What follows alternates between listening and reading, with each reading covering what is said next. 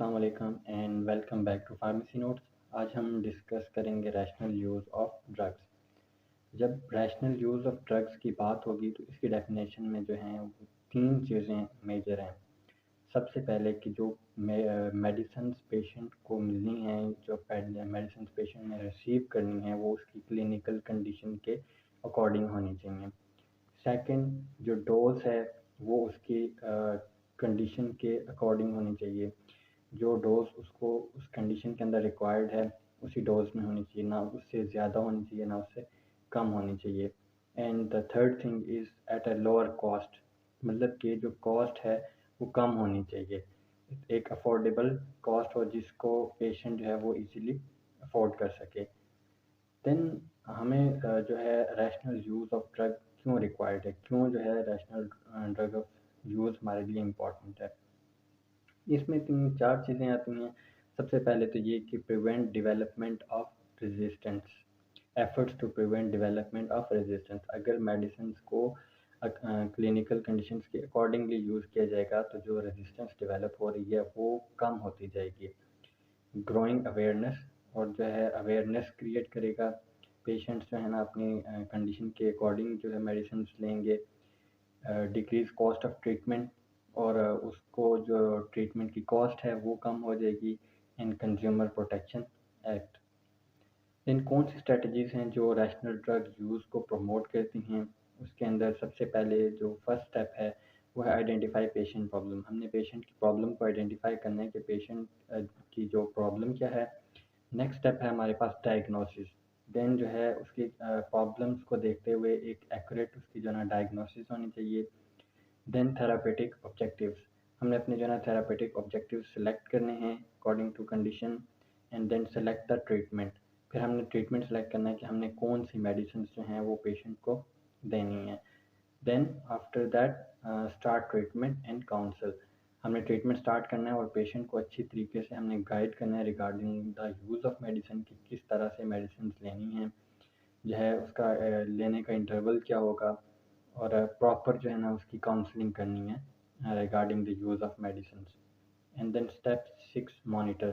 फिर हमने जो है ना उसको मॉनिटर करना है कि आइदर जो हमने उसका ट्रीटमेंट प्लान उसके लिए सेलेक्ट किया वो वर्क कर रहा है या नहीं, वो इफेक्टिव है या। इसके बाद हम देखते हैं कि WHO की गाइडलाइंस के अकॉर्डिंग जो है रैशनल यूज़ ऑफ ड्रग्स के कुछ एम्स होते हैं। उनमें से कौन कौन से हैं? एक, मैक्सिमाइज इफ़ेक्टिवनेस, कि जो ड्रग्स दे रहे हैं, जो ड्रग्स पेशेंट को दी जा रही हैं उसमें से उसको मैक्सिमम इफ़ेक्ट मिलना चाहिए। मिनिमाइज़ कॉस्ट, और उसकी जो कॉस्ट को है वो कम करना है, कॉस्ट कम से कम होनी चाहिए। मिनिमाइज़ रिस्क, उसके जो रिस्क टू बेनिफिट रेशियो है वो कम होना चाहिए, रिस्क जो हैं वो कम होने चाहिए। And respect the patient choices, और जो पेशेंट की चॉइसेस हैं उनको भी रिस्पेक्ट करना है, उनको भी कंसीडर करना है during the therapy. Steps to rational prescribing, इसके अंदर एक जो है पॉपुलर फ्रेमवर्क है जिसको स्टेप्स कहा जाता है। उसमें safety, tolerability, E effectiveness, P price, S simplicity. तो ये एक फ्रेमवर्क है जिसको कंसिडर किया जाता है during the rational use of drug. Safety, safe होनी चाहिए, टॉलरेबिलिटी होनी चाहिए, उसके अंदर इफ़ेक्टिवनेस उसकी जो है मैक्सिमम होनी चाहिए, प्राइस जो है वो कम होनी चाहिए, एंड उसकी जो थेराप्यूटिक रेजिमेन है वो जो ना सिंपल से सिंपल होनी चाहिए। ये तो थी हमारे पास रैशनल प्रिस्क्राइबिंग या rational use of drugs. Irrational हमारे पास प्रिस्क्राइबिंग क्या होती है? पुअर चॉइस ऑफ मेडिसिन, की जो मेडिसिन सेलेक्ट की गई हैं for the treatment of patient वो जो है एक्यूरेट नहीं है या उनकी चॉइस पुअर है। पॉलीफार्मेसी और को प्रिस्क्राइबिंग ऑफ इंटरेक्टिंग ड्रग्स, या ऐसी ड्रग्स प्रिस्क्राइब की गई हैं जो आपस में इंटरेक्ट कर रही हैं या पॉलीफार्मेसी वहाँ पे है। Then prescribing for self limiting conditions, prescribing for longer period than required, कि जो अगर आपको 7 डेज़ के लिए, एग्जांपल के तौर पे 7 डेज़ के लिए आपको मेडिसिन चाहिए लेकिन आप उसको लॉन्गर पीरियड के लिए फॉर 15 डेज़ और इवन 1 मंथ के लिए उसको प्रिस्क्राइब कर रहे हैं, it is also an irrational prescribing. And prescribing a low dose, कि जो आपकी कंडीशन के अकॉर्डिंग डोज है उससे आप जो है ना कम डोज उसको पेशेंट को दे रहे हैं। ये सब हमारे पास हैं इरेशनल प्रिस्क्राइबिंग। देखते हैं कि इरेशनल प्रिस्क्राइबिंग के इफ़ेक्ट्स क्या हो सकते हैं या कॉन्सिक्वेंसेस जो हैं इरेशनल प्रिस्क्राइबिंग की क्या हो सकते हैं। तो हमारे पास जो है इंक्रीज मॉर्बिडिटी एंड मोर्टेलिटी, कि हमारे पास जो मॉर्बिडिटी डिजीज़ रेट है वो ज़्यादा हो सकता है, and mortality number of deaths जो हैं वो इंक्रीज़ हो सकती हैं अगर जो है इरेशनल प्रिस्क्राइबिंग कंटिन्यू रही।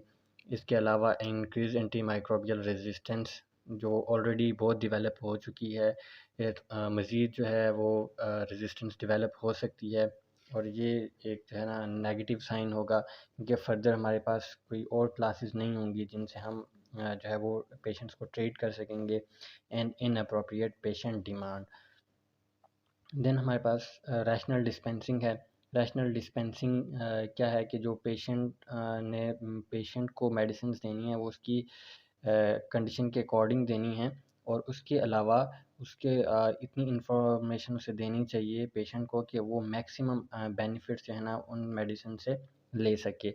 और जो आपकी डिस्पेंसिंग है वो ऐसी प्रेमिसेस या ऐसी जगह पे कैरी ऑन होनी चाहिए जहाँ पे लाइसेंस है आपके पास।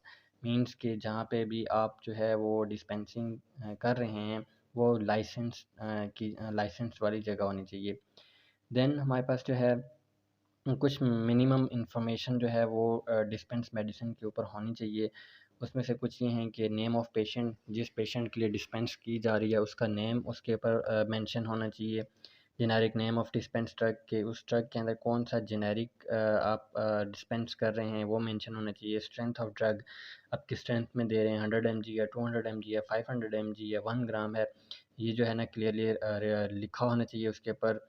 डोजेज इंस्ट्रक्शंस, उसने जो है ना किस तरह से लेनी है, ओरली लेनी है, बक्कल, सबलिंगुअल, वो जो है ना क्लियरली मेंशन करना है। ड्यूरेशन ऑफ ट्रीटमेंट, के वो कितने टाइम के लिए उसने मेडिसिन लेनी है, 3 दिन के लिए, 5 दिन के लिए, 7 दिन के लिए। देन डेट ऑफ डिस्पेंसिंग, जिस डेट के ऊपर जो है डिस्पेंसिंग आप कर रहे हैं वो डेट मेंशन होनी चाहिए। Name of institution way dispense, के जिस जगह पे वो डिस्पेंस हो रही है उस इंस्टीट्यूशन का नाम होना चाहिए। The patient shall be counsel on use of medication, फिर जो है आपने पेशेंट को अच्छे तरीके से बताना है कि आपने मेडिसिन किस तरह से यूज़ करनी है और किस किस टाइम पे लेनी है। Dispensing shall be carried out in a suitable container, और सूटेबल कंटेनर के ऊपर आपने जो है ना मेडिसिन को पैक करना है और पेशेंट को देना है। ये सारा डिस्पेंसिंग प्रोसेस को अगर हम देखें तो सबसे पहले हमारे पास है रिसीविंग ऑफ प्रिस्क्रिप्शन। हम पेशेंट से जो है प्रिस्क्रिप्शन रिसीव करेंगे। एंड इंटरप्रिटेशन ऑफ प्रिस्क्रिप्शन, हमने प्रिस्क्रिप्शन को रीड करना है, चेक करना है, उसको इंटरप्रेट करना है, मतलब कि उसके अंदर क्या लिखा हुआ है। देन चेकिंग ऑफ प्रिस्क्रिप्शन है, उसके अंदर हमने देखना है कि क्या कोई मिस्टेक्स तो नहीं है, उसके अंदर कुछ ऐसी चीज़ें तो नहीं लिखी हुई जो आपस में इंटरेक्ट कर रही हैं, अगर हैं तो हमने जो है ना प्रिस्क्राइबर को इन्फॉर्म करना है। उसके बाद जो है फिलिंग ऑफ प्रिस्क्रिप्शन, फिर चेक करने के बाद हमने उस प्रिस्क्रिप्शन को फिल करना है, मतलब कि उसके अंदर जो ड्रग्स लिखी हुई हैं वो हमने जो है डिस्पेंस करनी है।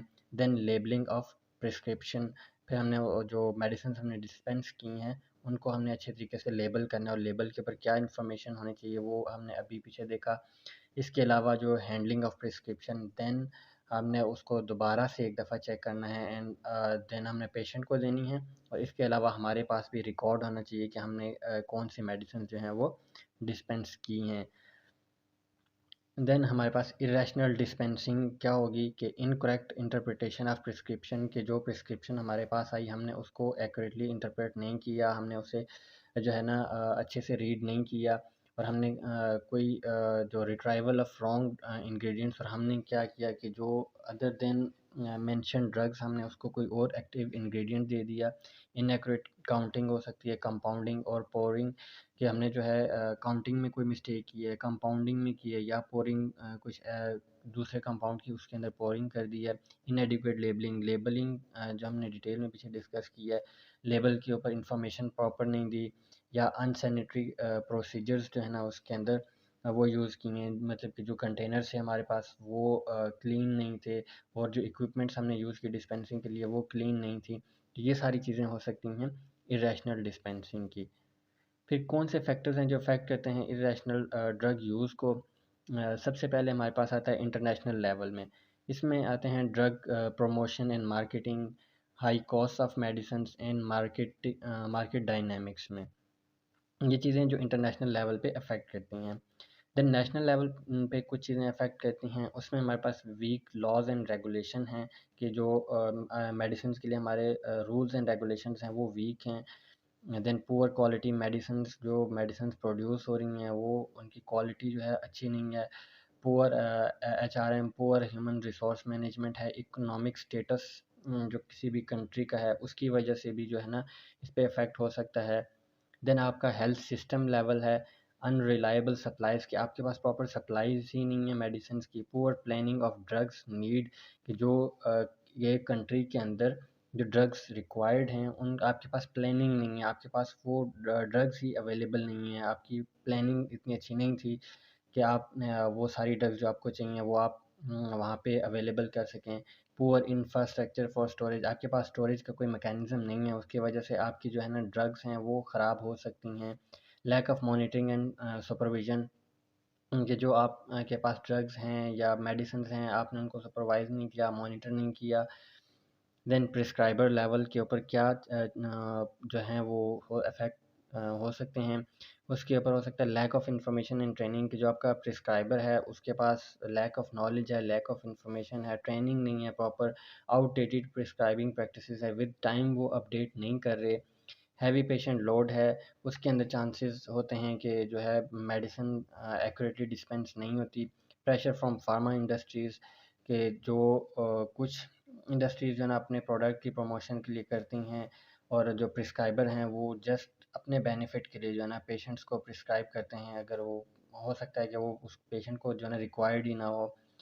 डिस्पेंसिंग लेवल पे क्या हो सकती है, lack of qualification in training, की जो पर्सन डिस्पेंस कर रहा है, जो फार्मासिस्ट आपका है, या तो उसकी ट्रेनिंग नहीं है या फिर वो एक क्वालिफाइड पर्सन नहीं है या वो फार्मासिस्ट नहीं है।